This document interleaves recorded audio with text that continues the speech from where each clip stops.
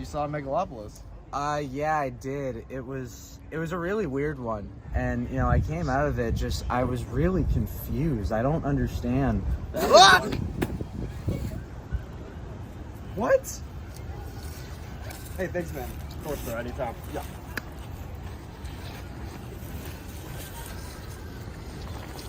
What you just saw was a representation of a stunt double, often referred to as a stuntman, defined by Oxford as a person hired to take the actor's place in performing dangerous stunts. Without them, I would have been the one to do that incredible backflip. Then I would have eaten dirt and then food through a straw. However, just because a stuntman's job is to do an actor's dangerous work doesn't make it any less dangerous.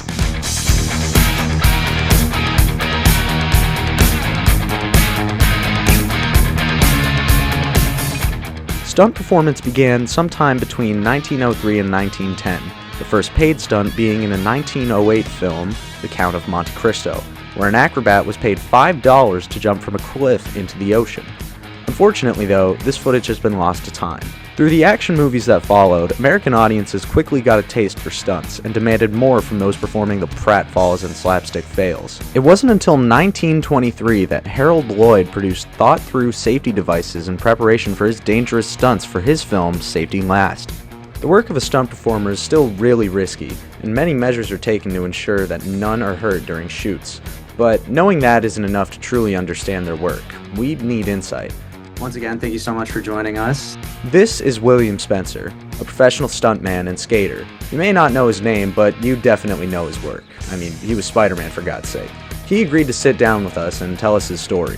When I was a kid, I was super into martial arts, climbing trees. My older brother kind of got me into skateboarding, kind of developing my own style of what I was good at instead of just going, well, what are other people good at? I somehow got sponsored on the same company as my brother. And don't get me wrong, I'm sure he put in a good word or whatever to kind of get me in there, which I'm super thankful for. And so the stunt work of it all and like doing movies and stuff, it's because I literally was like, oh my God, it's over.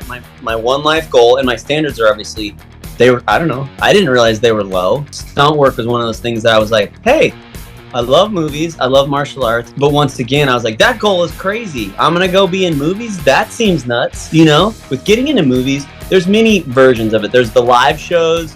There's like TV, commercials, movies. There's like all are kind of like on the border of all that stuff. Live shows are basically the like starting point of any stunt person to do anything really, right? I would say in a live show, what you're doing is like, you're trying to kind of have some moves that look good to the audience that are interesting. Batman swings in and kicks a guy. Stuff that to the audience, you go, yeah, that's Batman, that'll work. But it's plug and play. And by plug and play, I mean it's achievable, it's doable. You can kind of like make it look wonky sometimes, but mostly it's going to work. Where when you get on a movie set, broadly, stunt people like to have their tricks lined up to go, hey, do you want A, B, or C in your movie? They just go, dude, we got 2 hours in this location for this much. We're in the middle of a raceway.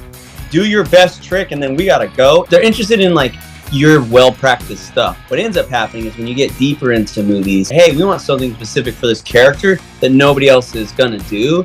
And that's when you get deeper down the rabbit hole of like, how much time do I have to rehearse?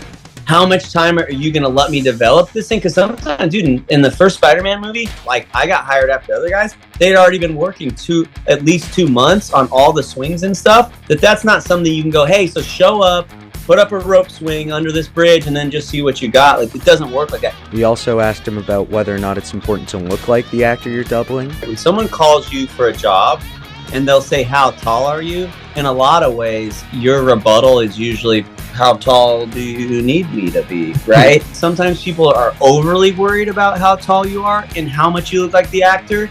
And in a lot of ways, it won't matter at all. The growing prevalence of CGI in action films. People have gotten so much better at physically, like parkour, jumping between roofs. So everyone's getting gnarlier and gnarlier, and we're not going to use that. We're just going to do more CG about it. And the art of acting within stunt performance. The truth is, if you're not overlapping in that, in the acting and the action, you're not very good, or you're not very self-aware to realize you're in the bigger picture, you're in movies.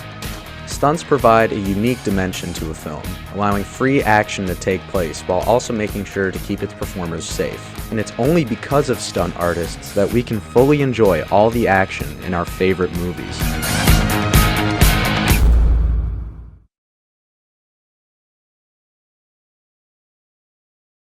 Be sure to check out our full interview with William Spencer to see all of the crazy things he told us that we sadly could not fit into this video. It turns out this dude is like part of some sort of a cult. And he's like now running me through the end of the world, but like on these giant flashcards. So it goes from like telling me about stunt work into he's like, so listen, there's a bunch of bad stuff coming. And I was like, yeah, sick. He was an absolute delight to talk to, and he gave us all sorts of really interesting stuff. So I highly recommend you check it out if you want to learn more.